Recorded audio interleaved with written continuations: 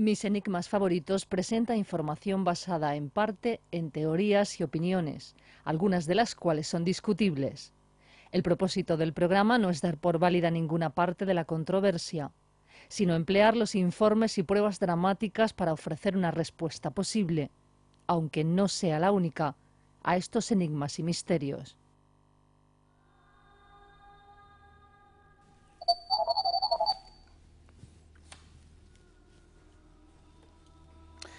Queridos amigos, buenas noches y sean bienvenidos a el programa número 6 de la temporada número 14 y al último de este año 2012. Les aseguro que el programa de hoy va a ser especial por su contenido y por quien está con nosotros hoy.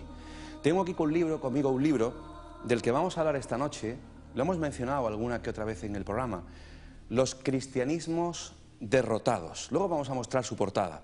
¿Cuál fue el pensamiento de los primeros cristianos heréticos y heterodoxos? Quiero comenzar el programa leyendo una parte de la introducción para que ustedes entiendan de lo que vamos a hablar esta noche. Nos cuentan los Hechos de los Apóstoles en su capítulo 6 que nada más iniciarse la andadura de los seguidores de Jesús, hubo una notable división en la comunidad cristiana de Jerusalén, la única que había por el momento, que partió al grupo de creyentes en dos mitades desiguales: los hebreos, judíos cristianos que habían nacido en Israel y cuya lengua materna el arameo, y los helenistas, judíos cristianos normalmente nacidos fuera de Israel, que se habían trasladado a vivir a Jerusalén y cuya lengua materna era el griego. La división fue muy fuerte, tanto en el terreno de las ideas como en el social, y tuvo enormes consecuencias para el futuro. ¿Fue esto lo que pasó de verdad?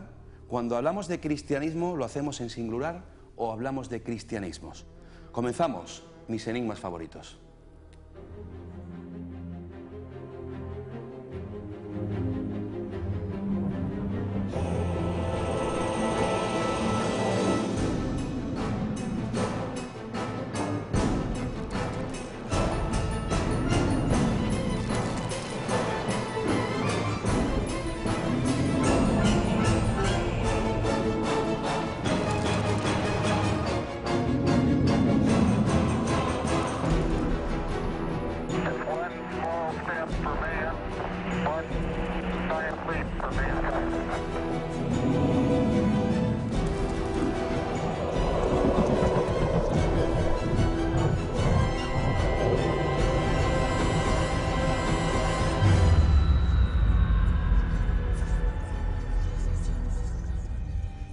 Después de la muerte de Jesús de Nazaret, fueron muchos los seguidores de sus enseñanzas que durante los primeros siglos desarrollaron diversas formas de entender su mensaje y su agrupación en distintas escuelas, cada una de ellas con modos diferentes de interpretar y practicar el cristianismo. Estos grupos, algunos más estructurados y jerarquizados y otros de organización más anárquica, tuvieron entre sí fuertes enfrentamientos doctrinales y agrias disputas teológicas. De estas pugnas surgió una doctrina y un grupo vencedor que empezó a prevalecer sobre los demás y que, con el paso del tiempo, llegó a convertirse en la dominante y oficial hasta el día de hoy, la de la Iglesia Católica. Pero, ¿qué pasó con las otras corrientes? ¿Cuáles eran sus creencias? ¿Qué es lo que pensaban los cristianismos derrotados? Marcionitas, gnósticos, arrianos, pelagianos, monofisitas, nestorianos o, en siglos más cercanos, priscilianistas, bogomilos o cátaros fueron algunos de los más importantes grupos cristianos declarados como heterodoxos y heréticos. Sin embargo, poseían un profundo caudal de pensamiento de gran contenido espiritual y filosófico. ¿Quiénes eran estos grupos? ¿Cuáles eran sus creencias y de qué modo, de entre todos ellos, un grupo doctrinal prevaleció sobre todos los demás? Comencemos la investigación. Los cristianismos derrotados. ¿Cuál fue el pensamiento de los primeros cristianos heréticos y heterodoxos? Editorial EDAF, Premio Finisterrae. Su autor está con nosotros, don Antonio Piñero, catedrático emérito de Filología Griega de la Universidad Complutense de Madrid, escritor, investigador, probablemente uno de los máximos expertos en nuestro país sobre la figura de Jesús de Nazaret y su entorno. 39 libros escritos, ahí es nada. Querido profesor, buenas noches. Hola, buenas noches. Bienvenido una vez más a este programa. Encantado, ya lo sabes. Al último del año. Y hace un año que estuve aquí. Efectivamente. ¿Cómo se encuentra usted? Divinamente, vamos, no me quejo de la vida. El mundo no se ha acabado, don Antonio. Mejor, eso nos da tiempo pues para hacer algunas cosillas que teníamos pendientes. ¿Cómo se ha vivido socialmente, periodísticamente, todo este asunto, verdad? Y ahora vamos con el contenido que tenemos preparado para esta noche, pero esto de la profecía maya y del fin del mundo, de los tiempos, ¿verdad? A la verdad yo no le echo mucho gasto porque ya empezaron los periódicos rápidamente a decir que era una falsa interpretación, que no era el fin del mundo, que era un fin de ciclo, y entonces empecé a pensar en los griegos que cada 10.000 años tenían un ciclo nuevo. Sobre todo los estoicos había una suerte de conflagración y el mundo empezaba de nuevo y no pasaba nada. O pensé también en Jesús de Nazaret, para quien el fin del mundo no es el fin del mundo, sino empezar un nuevo cielo y una nueva tierra. Y entonces me quedé tan tranquilo. El Papa Benedicto XVI ha escrito recientemente un libro sobre Jesús de Nazaret. Sí. La polémica ha estado servida entre periodistas, sacerdotes, el propio Papa, el portal de Belén, el buey y la mula. ¿Qué pasa, don Antonio, con esto? Bueno, pues lo que pasa sinceramente es que cuando salió el libro a trozos y salió en Italia, los periodistas que empezaron a dar la noticia corrieron demasiado. No habían leído el libro, sino los pequeños trozos que habían sido transmitidos. Y entonces empezaron a decir cosas como que el Papa prohibía que la gente pusiera en sus belenes el buey y la mula. Pero yo, que he hecho una reseña del libro del Papa, unas 5 o 6 páginas, para una revista que se llama Revista de Libros, de Caja Madrid, pues me di cuenta que leyendo el libro 2 veces, por ninguna parte salía lo que habían dicho, sino que el Papa decía que efectivamente en el Evangelio de Lucas no aparece estrictamente el buey y la mula, pero que inmediatamente los cristianos primitivos rellenaron ese hueco y, pensando en el libro del profeta Isaías, cayeron en la cuenta de que, según la profecía de Isaías, de que el buey conoce a su señor y la mula a su dueño, al lado del señor y dueño del buey y la mula, que era Jesús, tenía que haberlo. Y dijo: yo en mi nacimiento pongo el buey y la mula. O sea que yo lo comprendo. Vi una vez, pero con gran sorpresa, en la televisión un señor que decía: pues a mí no me importa, haya dicho el Papa que, o lo haya prohibido, que no pongan en el portal de Belén el buey y la mula, yo voy a ponerlo. A veces los periodistas corren demasiado. Es cierto, don Antonio, es cierto. Estamos en Navidad y ahora vamos con el origen del cristianismo, pero obviamente, Antonio, en torno a la Navidad se han tejido multitud de historias y tradiciones que tienen que ver con la figura de Jesús.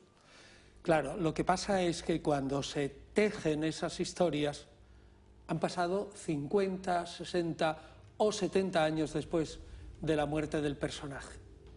Y resulta que el personaje es famoso precisamente después de su muerte. ¿Quién se acordaba 30 años antes de cómo era aquel niño? Nadie. Por lo tanto, empiezan cada uno a inventar noticias sobre el niño. ¿Y cómo se inventan? Diciendo: como hombre, Jesús era un rabino portentoso, sabía muchísimo de la ley, hacía milagros, curaciones, etc. Pues de niño exactamente igual. Como pasa, por ejemplo, con Hércules. Hércules al final mata al león, roba los 12 bueyes, los establos de Augias. Pues de pequeño, pues cuando estaba en la cuna Hércules y viene una culebra que quiere matarlo, bueno, una serpiente grande, y coge el niño, ras, y machaca a la serpiente. Pues con ese esquema se inventan esas historias. Y yo he escrito en ese resumen lo siguiente. Supongamos que ahora Franco, ¿cuándo murió? ¿En el 75, 76? ¿En el 75? Sí. Pues supongamos que 60 años después de la muerte de Franco le dicen a 2 personas: tienes que escribir una biografía de los 2 primeros años de Franco, pero ojo, no te dejamos utilizar ni un periódico, ni un vídeo, ni un libro, sino solamente tienes que escribir a propósito de lo que te diga tu abuela, los que conocieron a Franco. Memoria popular. Claro. Entonces, ¿qué saldría de ahí? Claro. Una biografía un tanto rara. Pues lo mismo pasa con Jesús. Vamos a ir viendo imágenes que van a ilustrar esta entrevista y todo el contenido de la misma. Pero yo quiero hacerte una vez más esta pregunta para ir posicionándonos. Porque a mí me gusta hacer los programas como si mucha gente se enganchara a mis enigmas favoritos por primera vez. ¿Cuál es la posición como historiador, Antonio, sobre la figura de Jesús? Luego vamos a escuchar una encuesta que hemos hecho en la calle. ¿Existió Jesús de Nazaret o no existió? Pues me lo preguntan todos los días. Ni un solo día de mi vida creo que no me lo preguntan. Y yo respondo que si no hubiera existido, dar cuenta como historiador de los libros que sobre él se han escrito, de lo que pasó después, de los acontecimientos del cristianismo primitivo, que ya no tienen que ver con él directamente, sería un dolor de cabeza. Una locura tremenda. Además, si yo hubiera escrito un mito literario, es decir, yo digo, voy a inventarme a Jesús de Nazaret, no pongo un Jesús de Nazaret lleno de dificultades que me tira piedras sobre mi propio tejado. Si yo lo presento como un Dios, no lo voy a presentar bautizándose como si fuera un pecador, ¿no? O diciendo, oh, maestro, maestro, ¿y cuándo llega el final? Y que diga el maestro, pues yo no lo sé, yo que soy el hijo no lo sé, el padre lo sabe. Entonces presentaría a un señor magnífico. Es decir, tenemos un montón de pruebas directas o indirectas que nos hacen sospechar con esa verosimilitud que tiene la historia que en un 99,9% Jesús existió. Pero al mismo tiempo, una cosa es que existiera el personaje y otra cosa es cómo se interpretó. Por ejemplo, a lo largo de 18 siglos se ha montado sobre el Jesús de la historia lo que en la Iglesia se llama el Cristo celestial. El Cristo celestial es teología. Evidentemente la teología, unos estarán de acuerdo y otros no. Es posible que alguno diga, vale, estoy de acuerdo, existió el Jesús de la historia, pero el Cristo celestial puede ser un invento teológico. Entonces yo respondo, bien, ahí no me meto, depende de la fe de cada uno. Pero esa distinción me gusta. Una cosa es el hombre que iba andando como un rabino, como un maestro de la ley por Galilea, y otra cosa es lo que de él se dijo después. Antonio, cuando hablamos de cristianismo, ¿estamos hablando bien o tendríamos que decir cristianismos? Yo diría que en plural. ¿Cómo nace el cristianismo? Pues, en mi opinión, se encuentran con que Jesús de Nazaret es una persona que atrae a las masas, que es un hombre potentísimo, que es un rabino, que muchos lo siguen y que muere de una manera ignominiosa. Es decir, los judíos caen en la cuenta, según su tradición, que si alguien se declara Mesías, pero muere ignominiosamente, eso quiere decir que no era el Mesías. Entonces, claro, los seguidores de Jesús, una semana después, se encuentran con ese problema. La mayoría de nuestros colegas nos dicen, vaya en quien tú has creído. Y entonces se les plantea a ellos la cuestión de que sus mujeres en su grupo dicen que han visto a Jesús. Es decir, afirman taxativamente que Jesús está vivo. Bueno, la primera de ellas fue María Magdalena. Y otras. Entonces las mujeres dicen, Jesús está vivo.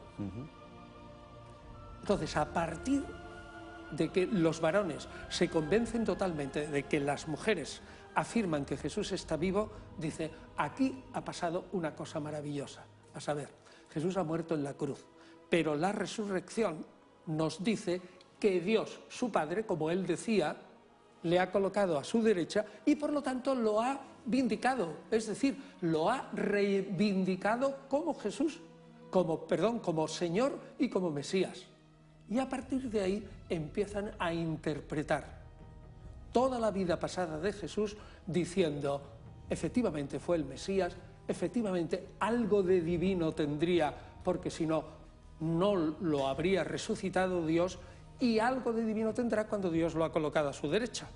Y tú me dirás, bueno, eso de la resurrección de Jesús, claro, lo creía todo el mundo.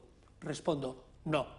Lo que todos los judíos en el siglo I era que inmediatamente antes del juicio final todos resucitarían, o al menos los justos, pero que resucitara uno solo antes del juicio, eso no se lo tragaba nadie. Y eso es justamente lo que dicen los cristianos. Entonces los cristianos piensan a Jesús y lo vuelven a pensar. Y así nace el cristianismo. Tú escribes en este libro, Antonio, cuando el cristianismo se asentó suficientemente en el Imperio Romano, unos 200 años después de la muerte de Jesús, un observador imparcial que se paseara entre los cristianos podría constatar entre ellos una gran unidad, cierto, pero también la existencia de bastantes grupos diferentes al ortodoxo mayoritario. A vista de pájaro serían más o menos los siguientes, y tú citas todas estas comunidades, grupos, serían los diferentes cristianismos que se originan a partir de ese momento. Sí, es decir, allá donde haya un grupo de seguidores de Jesús que piensa a Jesús de una manera y que constituye una masa crítica, es decir, el grupo no pueden ser 2 ni 3, sino que ya es un grupo para que otros se fijen, dicen, es un grupo numeroso, pues ahí se constituye una interpretación de Jesús. Por ejemplo, una interpretación de Jesús es, este Jesús pudo ser el Mesías, pero era un hijo natural de José y de María, porque yo, judío, me han enseñado mis rabinos en la sinagoga todo el tiempo que el Mesías es un hombre corriente. Bueno, pues ahí tienes una interpretación de Jesús. Jesús no fue cristiano, fue judío. Fue judío, y fue judío toda su vida. Y ahí sí que planteas un problema. La mayoría de los teólogos católicos finalmente aceptan que Jesús fue un judío y que toda la vida siguió siendo judío. Entonces, si toda la vida siguió siendo judío, si nunca rompió el marco del judaísmo, ¿cómo un judío puede ser fundador de otra religión distinta? ¿Por qué no lo fue? Tendrá que ser otro. Y ahí nos vamos a adentrar. Y ahí es el problema, ¿no? Claro. Si es judío, saca las consecuencias. Un judío estrictamente judío no puede fundar otra cosa que niega a la larga su religión. Por cierto, don Antonio, Yahvé no tuvo nada que ver con el cristianismo. ¿En qué sentido? En el sentido de que Yahvé es anterior a la fundación del cristianismo. Bueno, Yahvé es la divinidad del suegro de Moisés. Es una divinidad de Madián, es decir, del sur de Israel. Y manifiesta en el Antiguo Testamento. Yahvé es, digamos, como Zeus, una divinidad joven que adopta los atributos de él, el dios él, Alá para los árabes, y de Baal, el dios de los cielos. Pero a lo largo de un montón de siglos, Yahvé es el Dios de todos los judíos en el Antiguo Testamento. Yahvé es el Dios de Jesús. Antonio, te he dicho antes de comenzar el programa que vamos a escuchar diferentes opiniones. A un buen amigo de este programa ha estado en varias ocasiones, aunque hace mucho que no se prodiga en los medios de comunicación. Es periodista, escritor, autor de la famosa saga Caballo de Troya, JJ Benítez, y vamos a recuperar diferentes opiniones de él sobre aspectos de la vida de Jesús. A él le hemos preguntado y hemos recuperado de la temporada número 4 quién fue Yahvé, y esto fue lo que nos contestó. Yahvé probablemente era una organización, un grupo, un equipo, no lo sé, se puede emplear la palabra que tú quieras, utilizando el nombre de Dios para unos fines específicos y concretos. Y cuando ese grupo o ese equipo aparece delante de Moisés y de su gente, cualquier cosa superior a ellos era inmediatamente identificable con la divinidad. Significaba que era Dios, no por una razón fundamental, porque Dios no mata.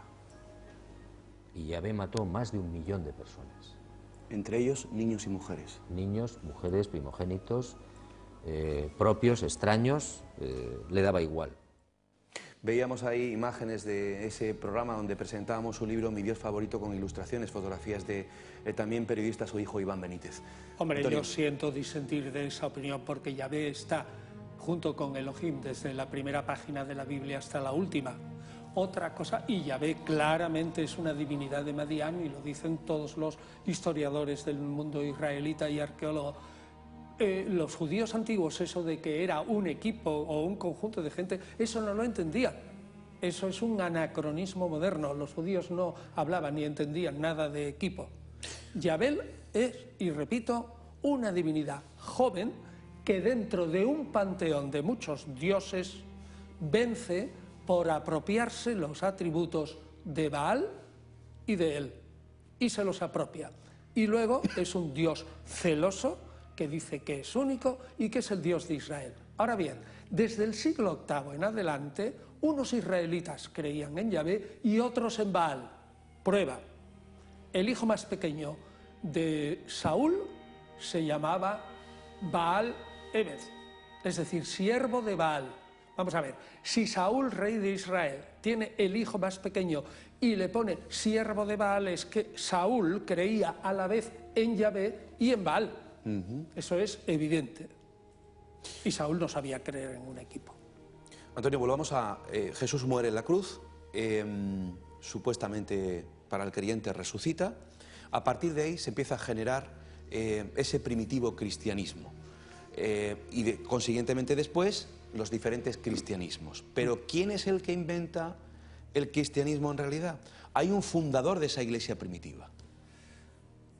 Si lo miramos desde hoy y vemos que el cristianismo va evolucionando desde que nace hasta hoy, sí, no es el mismo el cristianismo de ahora que el de hace 100 años. Claro. Entonces lo que vemos es que el cristianismo es un movimiento dinámico. Entonces lo primero que yo te diría, algo que se mueve no tiene un solo fundador, tiene varios. Y entonces yo diría, el fundamento es Jesús, no el fundador, la base, el fundamento.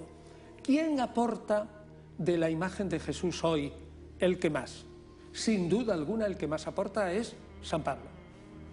Pero el Nuevo Testamento, que es el testimonio de ese cristianismo de Pablo fundamentalmente, hace un pacto con otros cristianismos que son relativamente asimilables.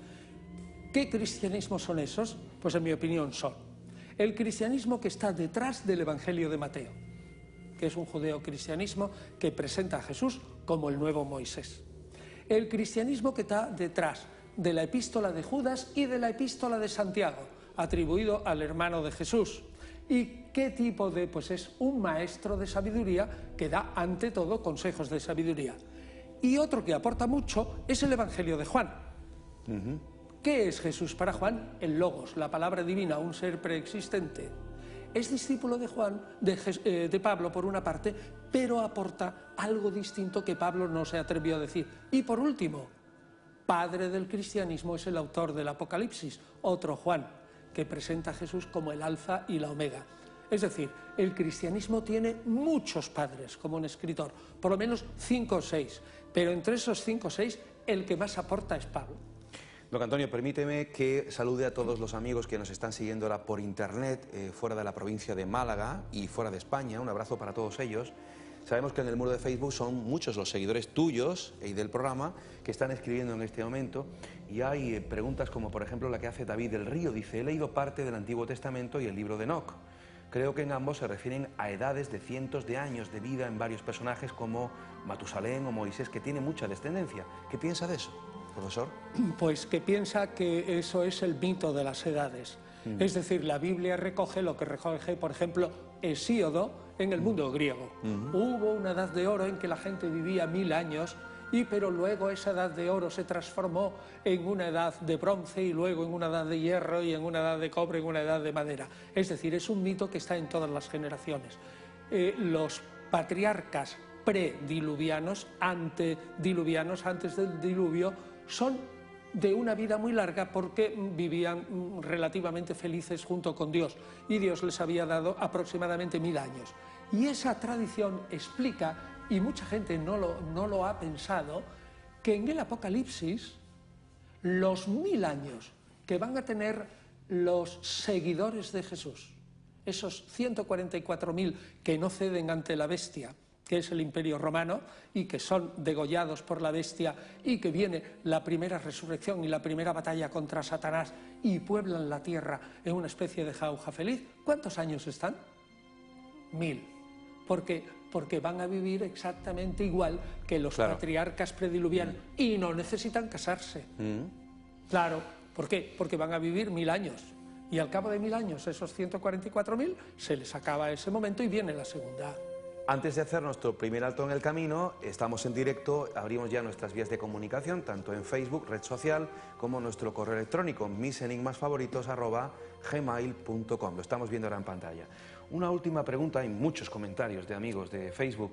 Es una maravilla escuchar tanto a don Antonio, dice Miguel Ángel Cabral Fernández. Me gustaría saber qué opina don Antonio sobre las recientes noticias de la identificación de la Belén bíblica. La Belén bíblica se ha conocido desde siempre.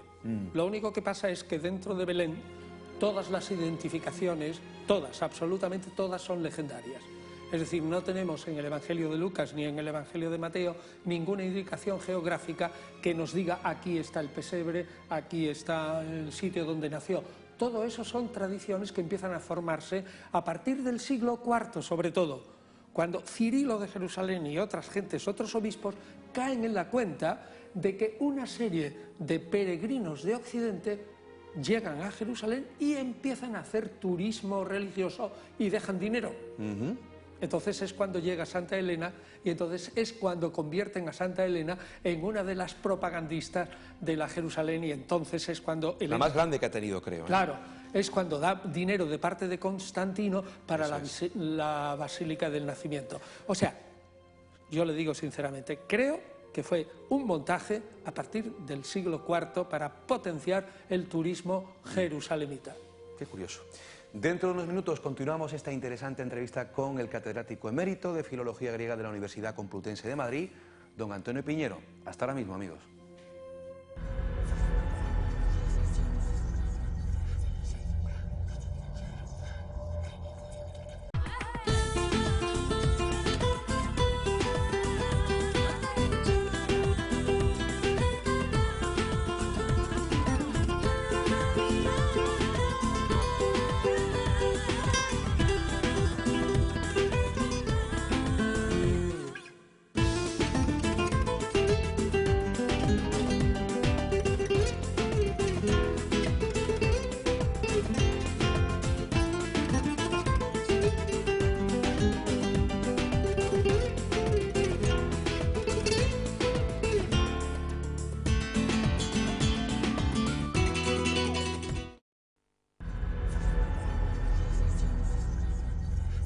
Comenzamos en la segunda parte del programa, por si usted se acaba de incorporar. Hoy estamos abordando en este sexto programa de la temporada y último del año 2012 el origen del cristianismo.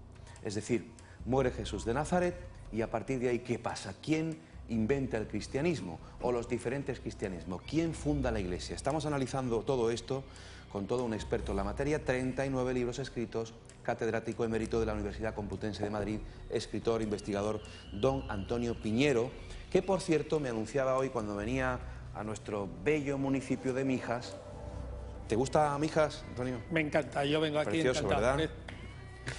Y eso que los de Chipiona tiramos un poco más para Sevilla, pero esto tiene un encanto. ¿Verdad que sí? Pues me decía que, bueno, pues muy prontito, si no están ya en la calle, hay 2 libros nuevos. No, están ya. Están ya. Sí, desde abril. Bueno, Jesús de Nazaret, el hombre de las 100 caras, de la amiga editorial Edaf. Jesús de Nazaret, el hombre de las 100 caras. ¿Qué escribes ahí? Yo no lo he escrito, tiene 350 páginas y yo lo único que he escrito ha sido el prólogo y el epílogo. Ajá. Son trozos de los cristianos desde el siglo I al VII en que presentan a un Jesús A y no A. Es decir, un Jesús amigo de las mujeres, no amigo de las mujeres. Un Jesús fariseo, no fariseo. Un Jesús revoltoso, un Jesús pacífico. Un Jesús humano, un Jesús divino. Es decir, se vio a Jesús de una manera y de la otra contraria, y entonces lo voy ordenando y presento los textos de tantos evangelios canónicos y apócrifos y saco la conclusión. Si los primeros cristianos tenían tantas opiniones y tan diversas sobre Jesús, ¿cómo ahora yo voy a enfadarme con uno o matar a uno o considerarle hereje si al principio cada uno pensaba sobre Jesús aquello que sentía dentro de su corazón? Es un libro espléndido. Yo no lo he escrito, los primeros cristianos. Repito el título, Jesús de Nazaret, el hombre de las 100 caras, y el otro libro se titula Ciudadano Jesús, preguntas y respuestas, Atanor Ediciones. Bueno, pues a mí se me ocurrió, junto con el colega Eric Fratini, sí, que como desde hacía 40 años en clases, radio, televisión, conferencias y todo eso, me hacían muchas preguntas, digo, voy a apuntar todas las preguntas y empecé a escribir en folios las preguntas que me habían hecho, las que yo me acordaba y que las complementaba, y me puse delante del ordenador y sin libros Es decir, con lo que yo tengo en la cabeza después de haber estudiado mucho, respondía como si tuviera a alguien enfrente. Es decir, sin darle un rollo, sin notas a pie de páginas, sin abrumarle con bibliografía, sino qué es lo que opina, por ejemplo, la ciencia de la resurrección de Jesús, qué pasa con la samaritana, etcétera. Y media página, una página, preguntas y respuestas. En la temporada número 2 de este programa, don Antonio, le pregunté nuevamente a JJ Benítez, periodista y escritor, si fue Pablo de Tarso el creador de la Iglesia. Recordamos su opinión al respecto.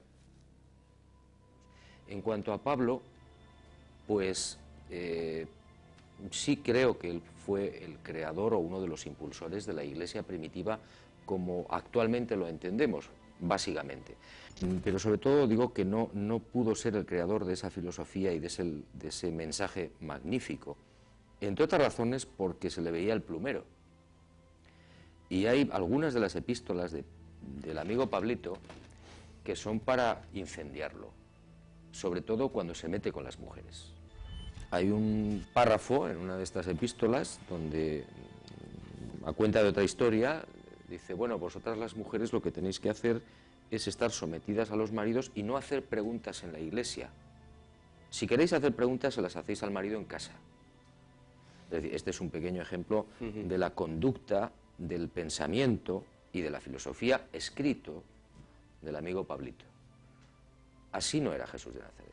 Jesús de Nazaret realmente existió históricamente, fue un personaje real y además su mensaje, yo no he encontrado globalmente otro mensaje en ningún tipo de filosofía clásica en absoluto.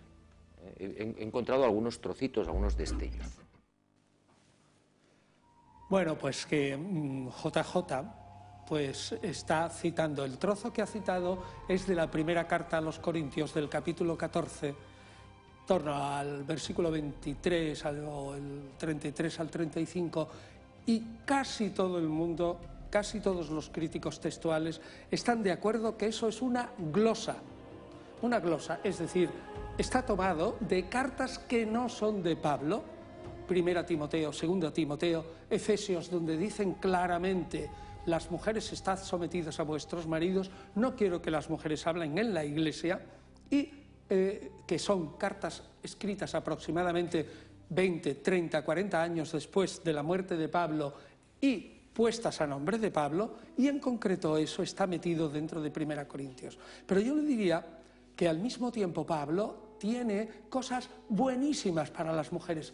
La mayoría de sus colaboradoras eran mujeres, si no, el capítulo 16 de la Epístola a los Romanos hay un montón de mujeres. El final de Filipenses habla de Bodie y de Síntique, de Áquila y Priscila, habla de Junia y Andrónico, y luego dice a los maridos claramente que tienen que tratar a las mujeres estupendísimamente. Las mujeres son profetas en la Iglesia.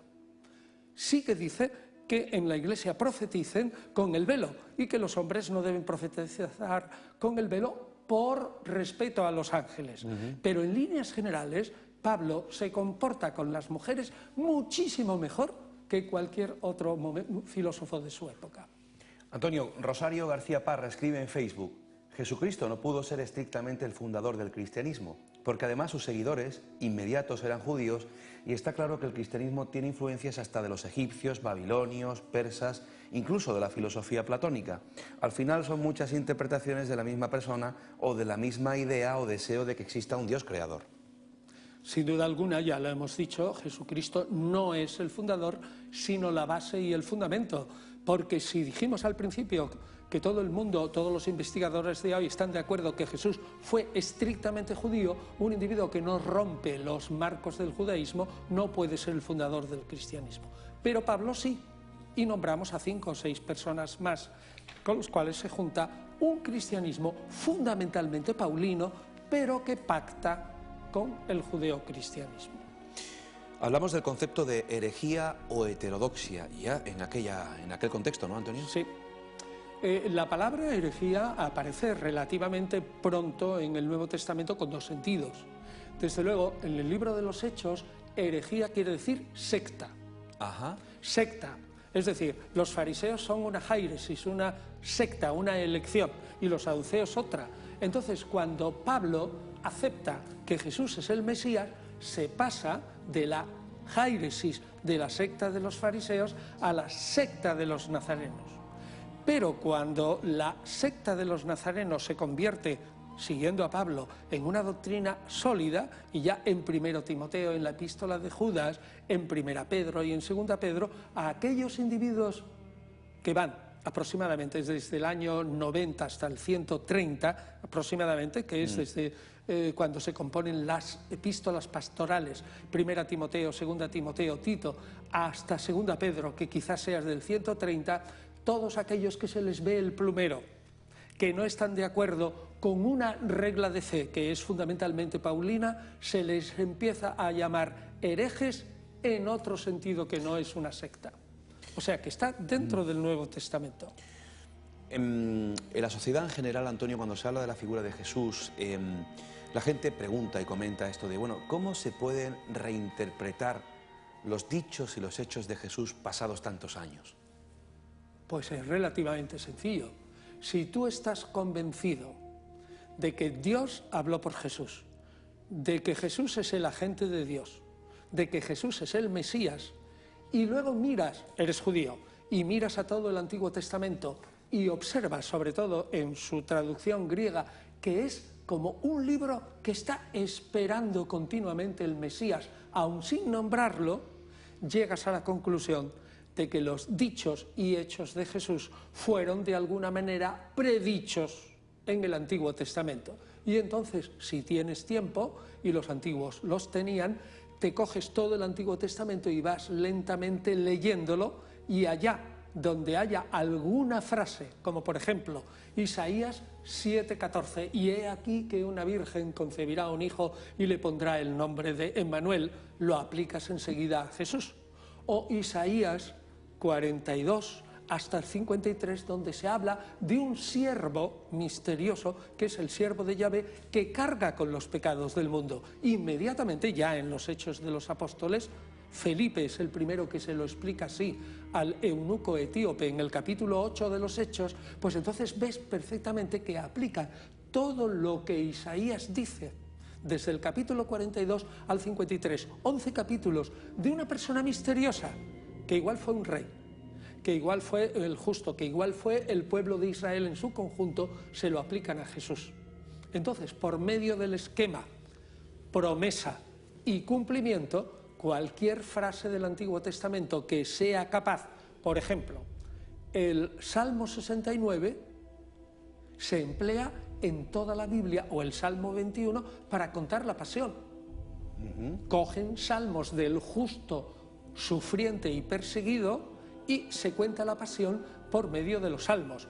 O, por ejemplo, lo que hemos dicho al principio, la historia de Jesús niño. ¿Cómo se cuenta? Si Jesús es el nuevo Moisés, pues se cuenta con la historia del faraón de Moisés. Si Jesús recibe la visita de los magos y la estrella de Balaán, pues se cuenta con la historia de Balaán, que está en el libro de los Números, capítulo 22. O si Jesús es perseguido por Herodes y el faraón, pues es la persecución. Es decir, hay todo el Antiguo Testamento para, por medio de la búsqueda y la interpretación, aplicarlo a Jesús. Es decir, se forma una teología tremenda en la que todo el Antiguo Testamento se considera un comentario profético a lo que luego va a ser Jesús. Por ejemplo, Miqueas, capítulo 5, 1, pues dice, y tú, Belén de Efratá, no eres la más pequeña, de ahí nacerá el Mesías. Evidentemente está hablando de Jesús. O por ejemplo, cuando dice Joel en el capítulo 2, y llega el final de los tiempos y yo lanzaré mi espíritu, derramaré mi espíritu sobre los jóvenes, y tanto los jóvenes y los viejos profetizarán. Bueno, pues ese es Pentecostés, etcétera. Es todo el Antiguo Testamento. Antonio, yo te voy a hacer una pregunta personal. ¿Qué hay que hacer para tener esa memoria tan prodigiosa que tienes? Pues estudiar 40 años. Madre mía, y es nada. Nada más. Estudiar 40 años y estar todo el día y dale que te pego. Y ahora ya se me ha olvidado mucho. En aquellos momentos hubo una necesidad de unión por parte de los grupos cristianos. Y ahí hubo un intento de Lucas y sus seguidores. Sí, sí. Lucas fue el primero que cayó en la cuenta. Creemos que en torno al año 90, Lucas escribe un evangelio doble. Esto es muy importante. Que además fue historiador. Bien, es un historiador de la antigüedad que es un historiador que no pasaría las normas del historiador de hoy, pero que en la antigüedad se permitía.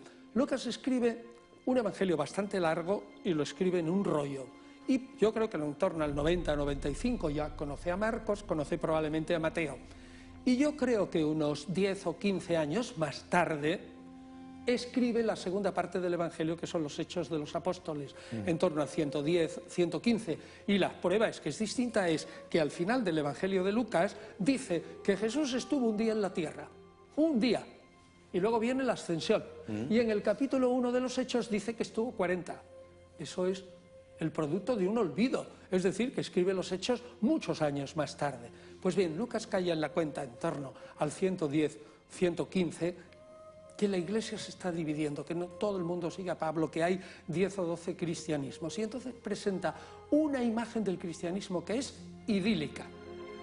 Pedro es el primero que inventa la misión a los paganos, el capítulo 10 de los Hechos, y presenta una imagen de Pedro que recibe una visión celeste y que el Espíritu cae sobre el centurión Cornelio y luego lo bautiza. Es decir, Pedro inventa la misión a los paganos y no Pablo.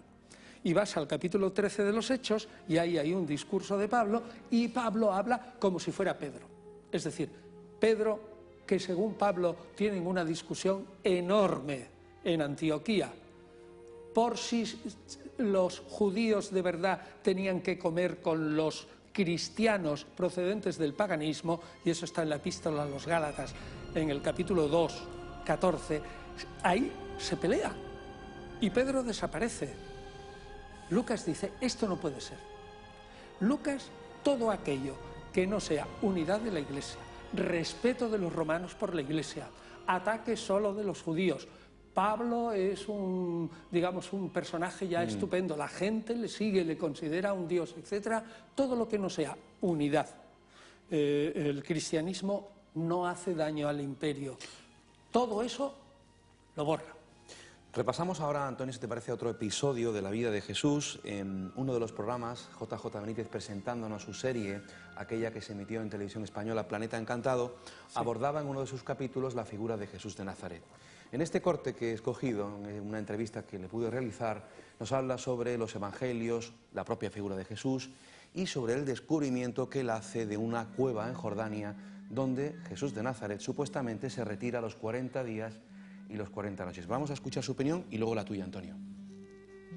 No sé por qué, el instinto me decía que también era interesante rodar en Israel, rodar en Jordania y mostrarle a la gente pues algunos de los pasajes que desde mi punto de vista están manipulados, tergiversados, censurados y silenciados en los evangelios sobre todo.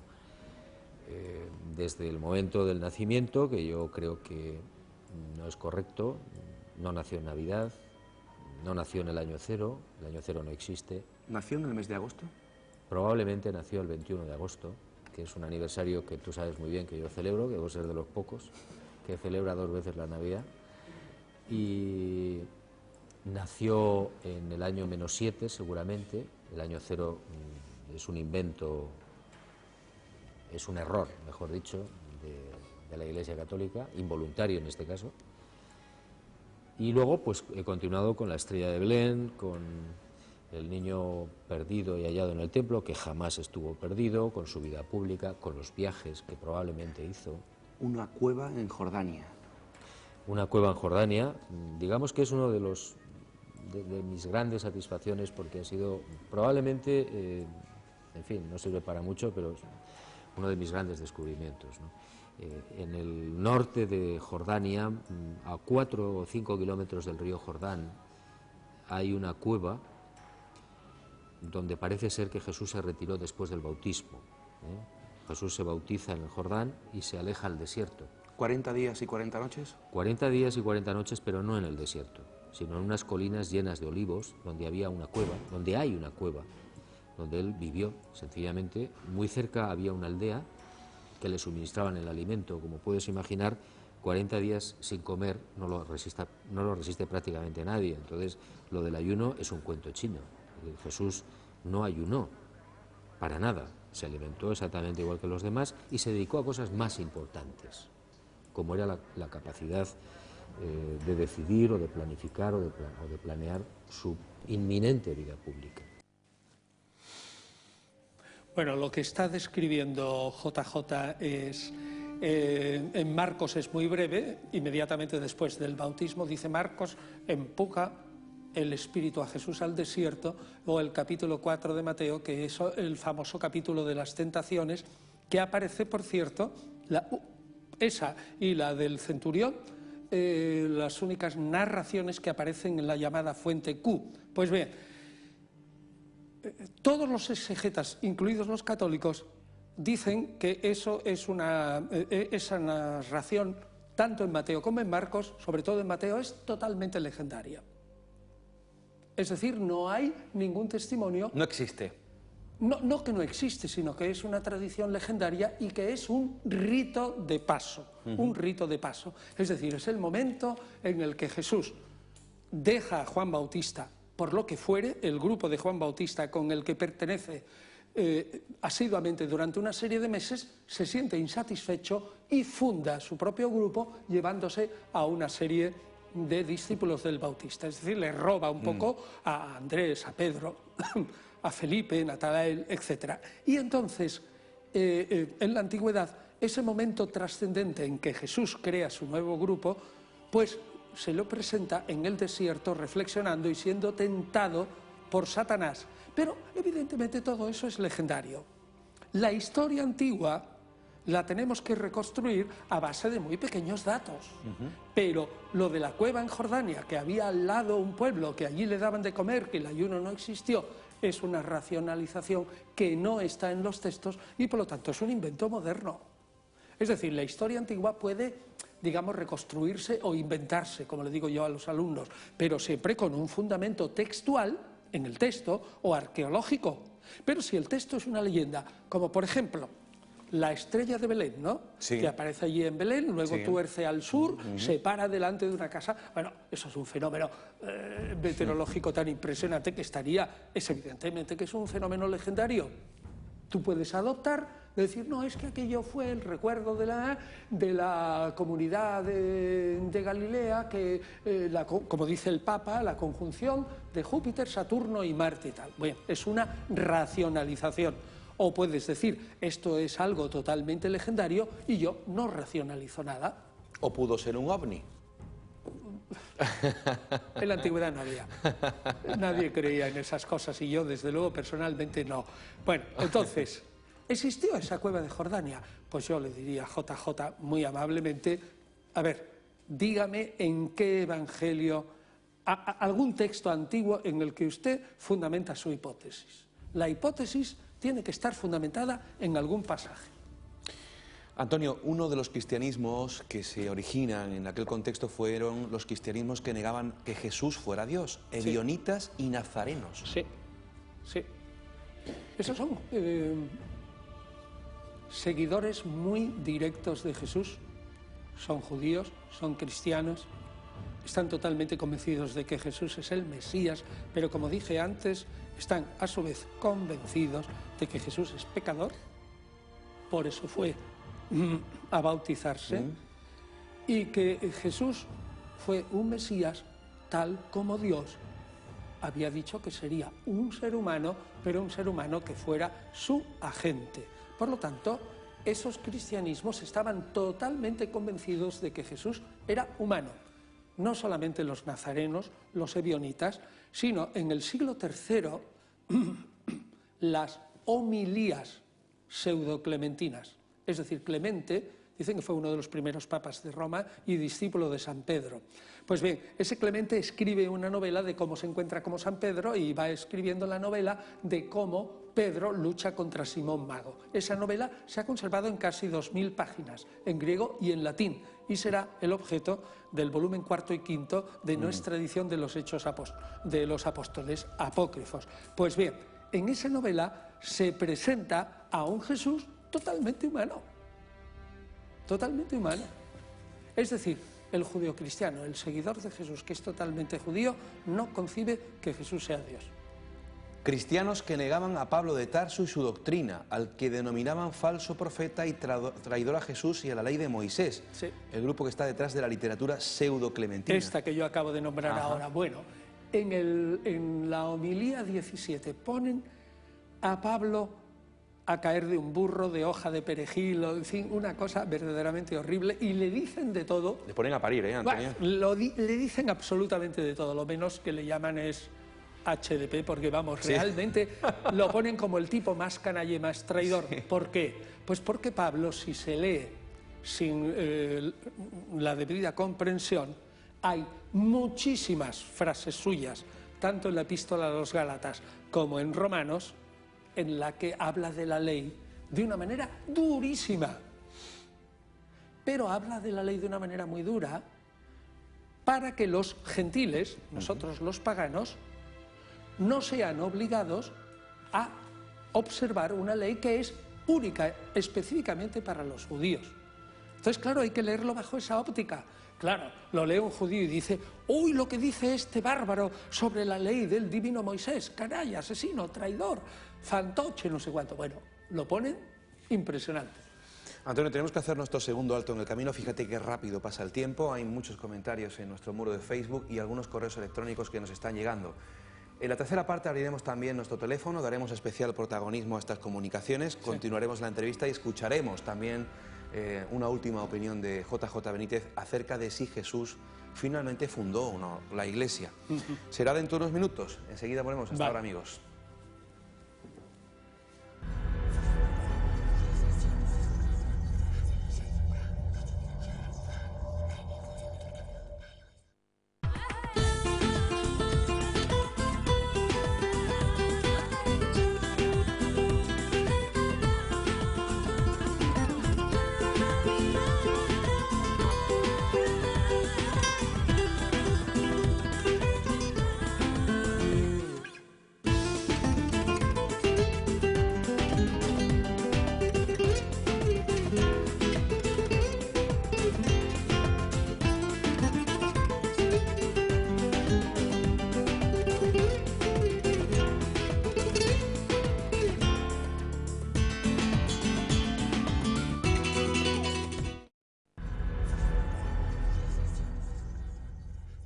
Los últimos 25 minutos de mis enigmas favoritos de este año, 2012. Vamos a hacer un momento publicidad porque quiero decir muchas cosas de eventos que vamos a tener próximamente en el mes de enero de 2013.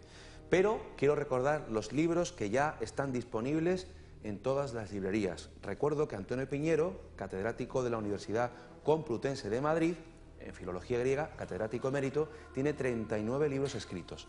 Hoy estamos hablando, muy por encima, lógicamente, de los cristianismos derrotados. ¿Cuál fue el pensamiento de los primeros cristianos heréticos y heterodoxos? Su autor, Antonio Piñero, fue primer premio Finisterrae de la editorial amiga EDAF. Más libros nuevos que están ya en las librerías. Jesús de Nazaret, el hombre de las 100 caras, también de la editorial EDAF. Jesús de Nazaret, el hombre de las 100 caras. Y Ciudadano Jesús, preguntas y respuestas, de Atanor Ediciones, también escrito por Antonio Piñero. Y dicho esto, vamos con los eventos que tenemos preparados para el mes de enero, en orden cronológico. Toda la información que yo voy a dar a continuación está en nuestro Facebook y en nuestra página web www.misenigmasfavoritos.com www.misenigmasfavoritos.com y nuestro correo electrónico. Ahí recibimos lo que ustedes deseen, críticas, opiniones, sugerencias, casos, historias, fotografías, misenigmasfavoritos@gmail.com, misenigmasfavoritos@gmail.com.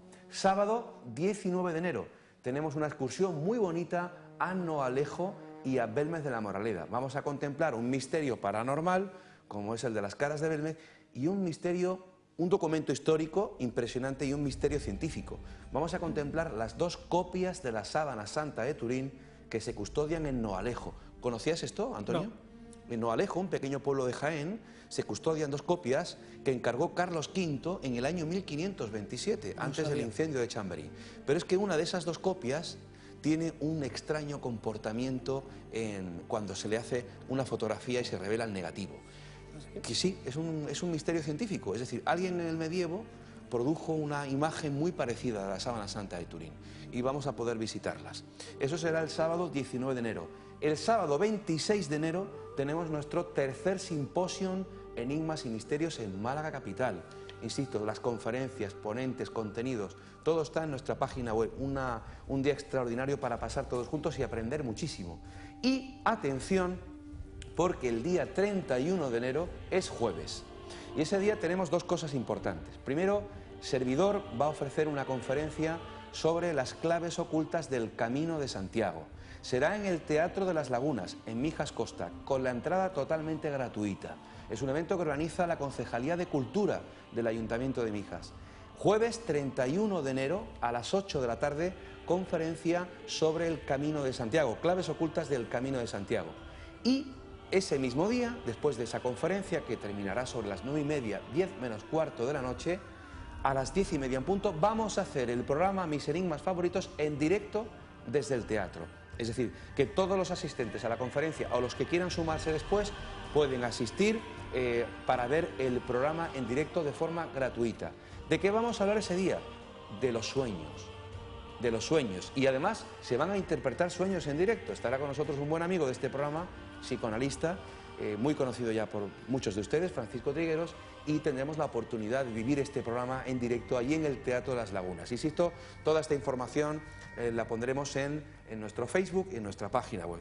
Y dada todo este chorro de información, pues le hemos preguntado una vez más, don Antonio, a JJ Benítez, si Jesús de Nazaret fundó alguna iglesia. Vamos a escucharle y luego escuchamos tu opinión, Antonio. Yo lo que me gustaría, Luis, es que la gente pensara que estoy dando una opinión personal. Yo no me canso de repetirlo, porque puedo estar equivocado. Personalmente, íntimamente, después de haber estudiado a fondo la vida de Jesús de Nazaret, como probablemente lo han hecho muy pocas personas, estoy convencido y seguro, a nivel personal, de que Jesús de Nazaret no pudo fundar ninguna iglesia ni ninguna institución, porque no era su estilo, porque automáticamente hubiera dejado fuera a miles o millones de personas que no comparten esa institución o viven en otro sitio donde jamás la van a compartir. Entonces, es no saber o no entender cómo era ese gran hombre y ese gran Dios. Era un ser con un enorme respeto por la libertad de los demás, por la libertad de ideas, de pensamiento y por la tolerancia. Nunca podría haber instituido una historia, una institución que margina. Nunca podría haber fundado una institución que prohíbe. Jesús nunca prohibió nada. Jamás. Prohibía Yahvé. Él no. Al contrario. Y si te fijas, las instituciones, sea la Iglesia Católica, las cristianas, cualquiera, me da lo mismo, son exactamente iguales todas. No corresponden, no se corresponden con el mensaje de Jesús. El mensaje de Jesús está enterrado. El mensaje de Jesús está enterrado. Bueno, que Jesús no prohibió nada, no hay más que leer los evangelios para ver que eso no es verdad. Que Jesús no fundó la iglesia tal como es ahora, estoy de acuerdo con JJ y creo que tiene toda la razón. Jesús congregó a un grupo de discípulos, 12, que representaban a las 12 tribus del Israel restaurado. Ajá. Es decir, al Israel ideal, modélico, del que quedaban solo 2 tribus, la tribu de Benjamín y la tribu de Judá, y media de Manasés y José.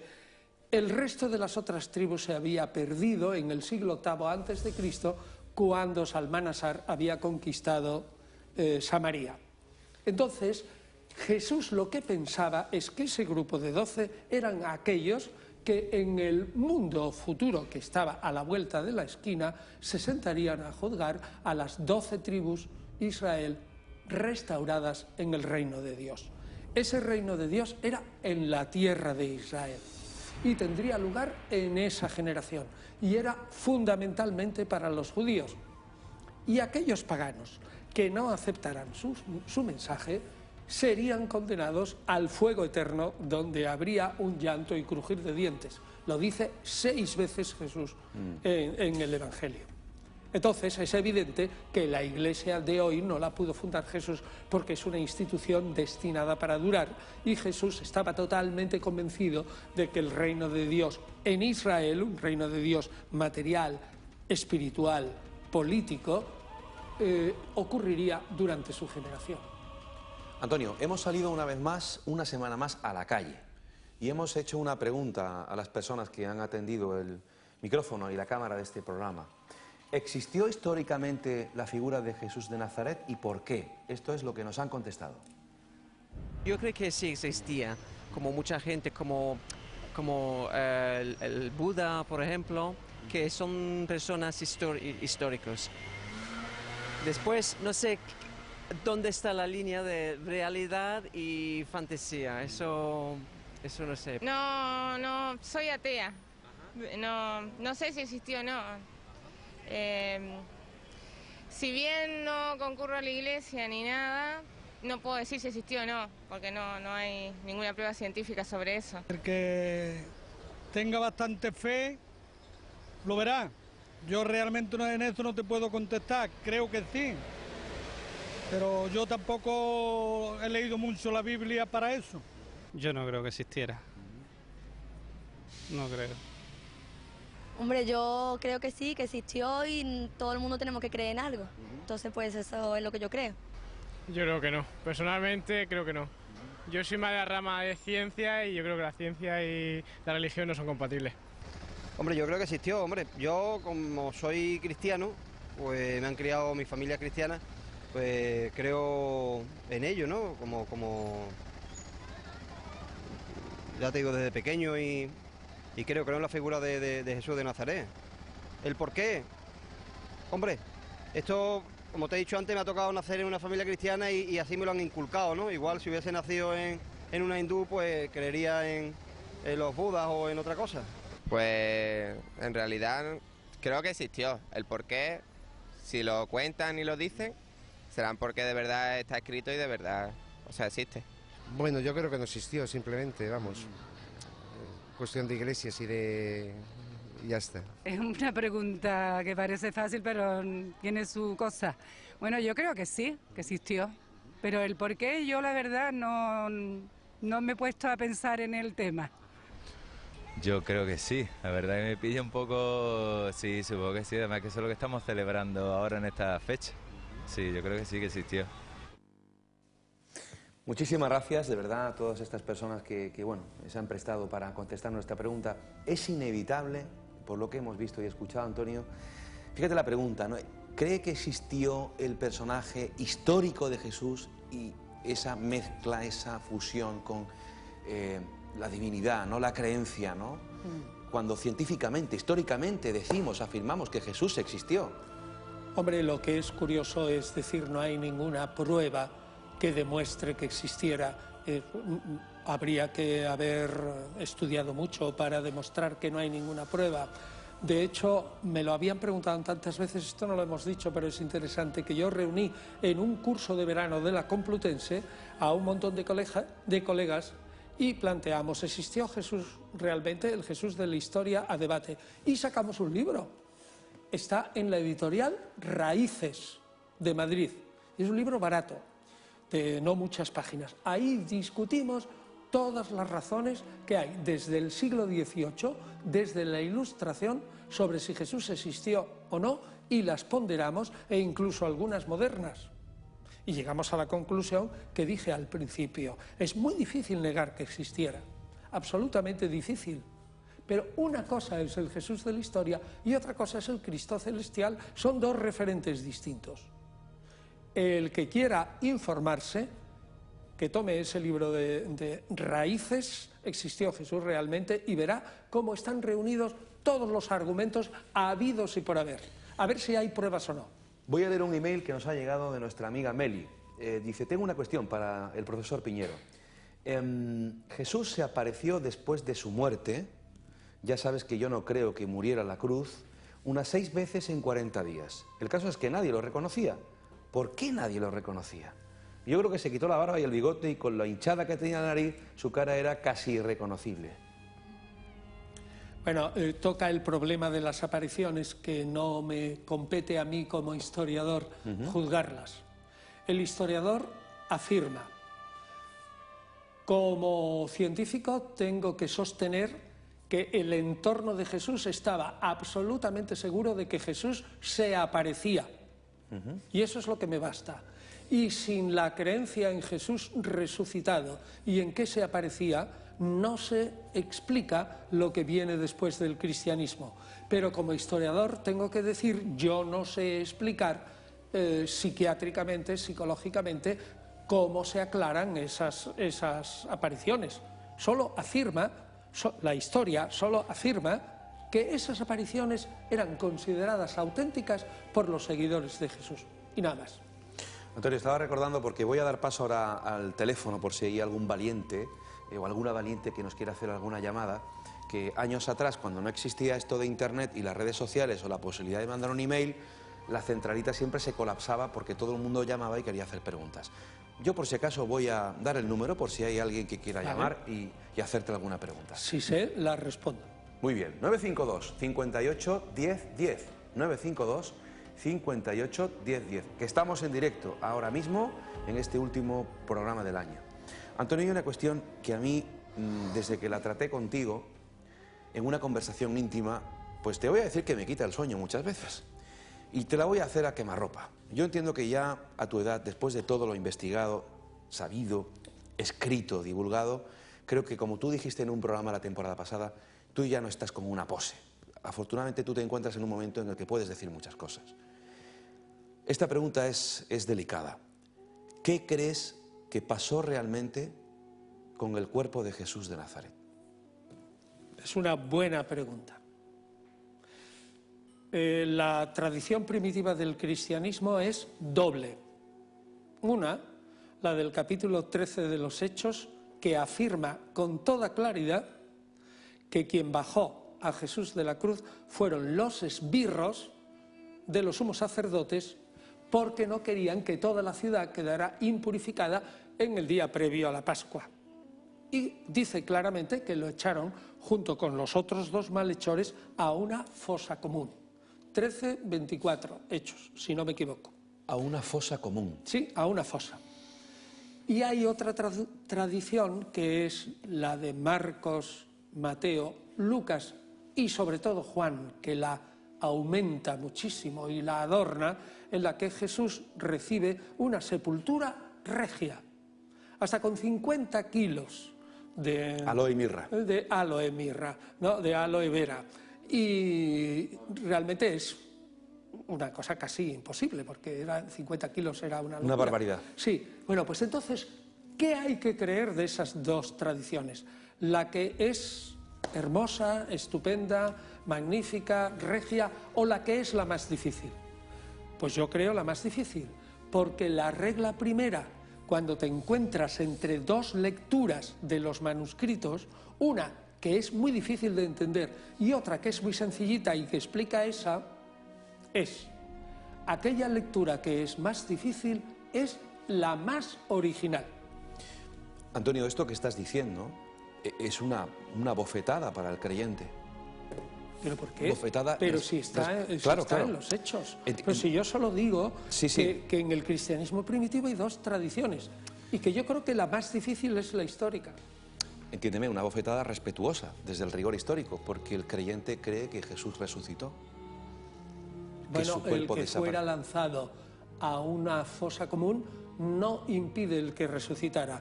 Los primeros cristianos pensaban que la resurrección ocurrió en el mismo momento de la muerte. Ajá. Es decir, que no fue una resurrección como se imagina Lucas después, 60 años después de la muerte de Jesús, con carne, huesos, etcétera, con cuerpo llamado craso, sino que era una exaltación. Es decir, en el mismo momento de la muerte, con cadáver o sin cadáver, con cuerpo o con, como dice Pablo en 1 Corintios 15, con un cuerpo neumático o espiritual, es elevado al cielo y puesto a la derecha del Padre.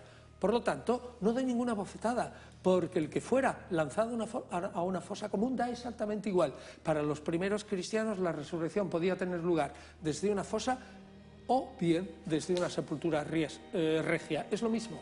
Me están indicando, creo que tenemos alguna llamada. Vamos a recibirla. Buenas noches. Hola, buenas noches. ¿Con quién hablamos? Octavia. Octavia, ¿desde dónde nos llama?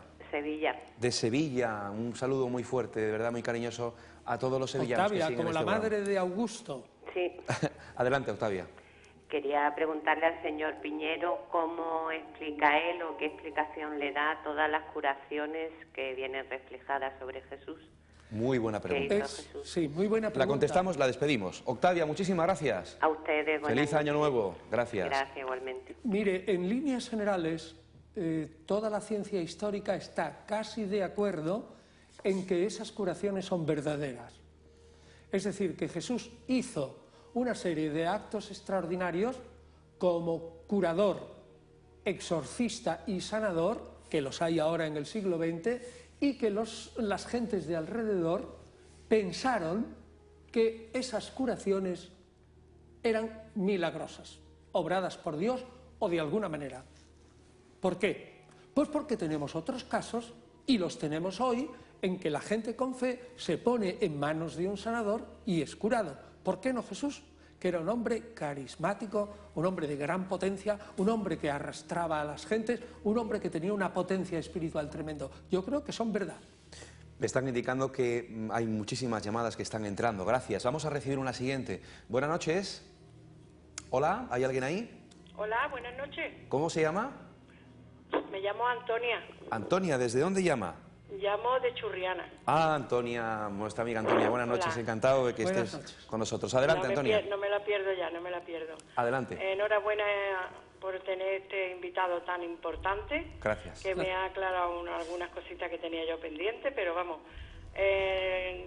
preguntarle no le voy a preguntar nada porque me ha aclarado un poco, ¿no? Pero porque yo estoy segura que Jesucristo está vivo, no está muerto. Pero en primer lugar que Jesucristo, si yo a este señor le digo que yo lo he visto, pues a lo mejor dice que son cosas mías o imaginaciones mías, ¿no? Yo lo he visto No, que yo se ha no puesto lo voy a delante de decir. mí. Antonia, Ha sido como si que eche una fotografía, lo ve y se va. Antonia, Con yo mucha luz, no voy a decir eso. un ojo profundo, grandísimo, una mirada que te deja como en un éxtasis, un poco así, que no sabes lo que te está pasando. Y Él murió y resucitó, y es nuestro Dios en la tierra, ¿no? Aparte del Padre Celestial, el que nos guía, nos conduce hacia la luz, con sus hermanos, con todos aquellos que están con Él, y nos alivia en la creencia que nosotros tenemos, ¿no? Antonia, vamos a... Y yo no sé qué más había preguntado porque estoy muy nerviosa. Bueno, Antonia, muchas gracias por llamarnos y contarnos esta experiencia personal que yo ya conozco, porque me la has contado fuera de cámara. Te deseamos lo mejor para el próximo año. Muy bien. Y dentro de lo que estamos hablando, que estamos analizando... No, pero quiero decirle a Antonia que yo no dudo de eso y que ningún historiador pone las experiencias subjetivas en solfa. Las experiencias subjetivas pertenecen a la persona y a la persona como individuo, y ahí los demás no debemos entrar ni juzgar. Perfecto. Yo iba a decir precisamente eso. Estamos analizando toda la figura de Jesús y su contexto, el cristianismo desde un punto de vista histórico, y que las experiencias personales, que hay muchas, son personales y que no vamos a entrar aquí a clasificar ni a juzgar. En todo caso, dar las gracias por llamarnos y contarnos, o escribirnos y contarnos. Creo que tenemos alguna otra llamada. Buenas noches.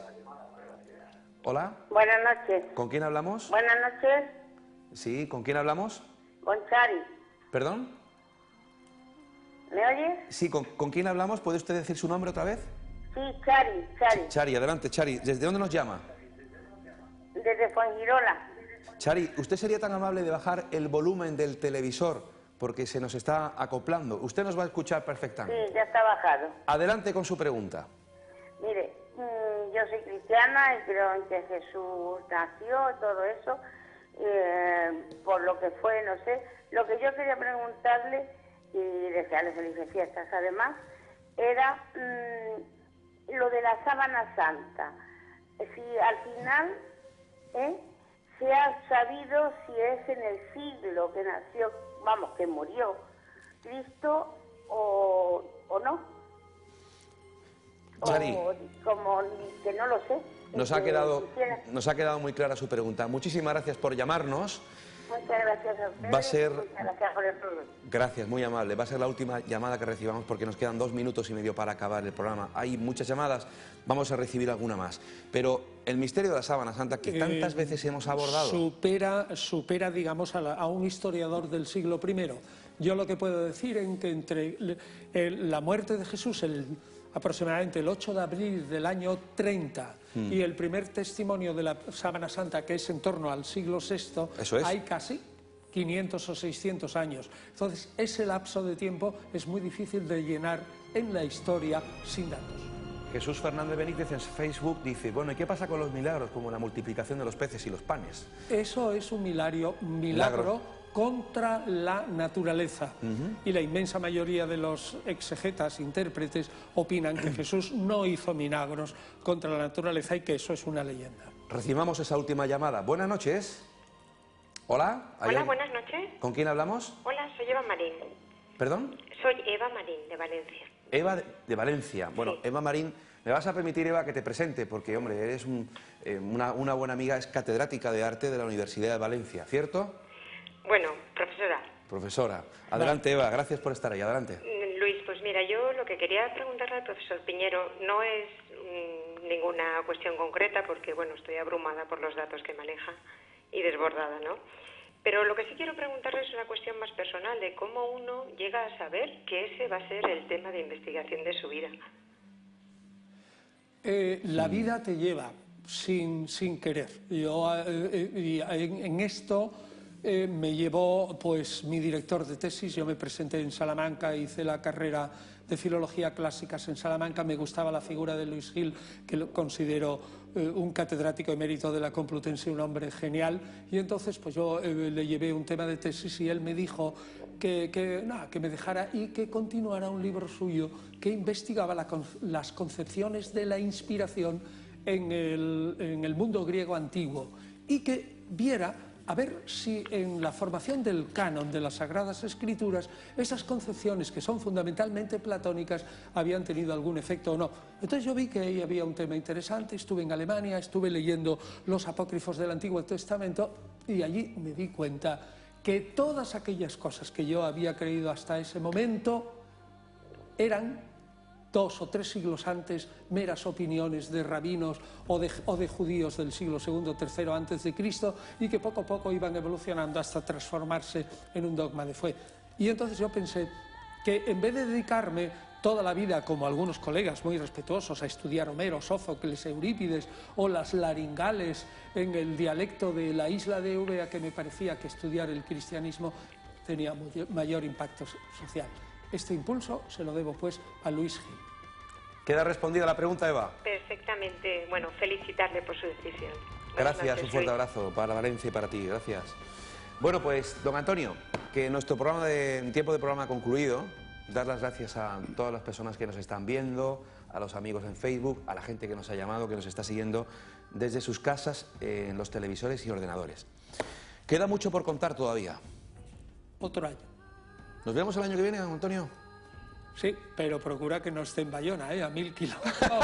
A 1000 kilómetros. Sí, porque esta vez ha venido de muy lejos. He venido desde... Y en estas fechas, además. La otra parte del mundo. Querido profesor, ha sido un auténtico placer. Igualmente, y una lección continua de historia. Ya sabes que yo me lo paso bien con mis colegas, que yo soy de Chipiona, sí. Me lo paso bien aquí, esta es mi tierra y por lo tanto...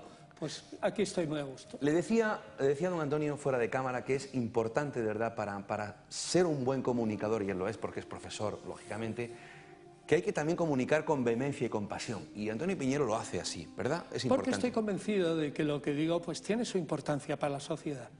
Gracias, nos vemos el año que viene. Lo acabo de prometer, estoy cogido. Hasta el año que viene. Y a vosotros, ustedes, muchísimas gracias por estar ahí.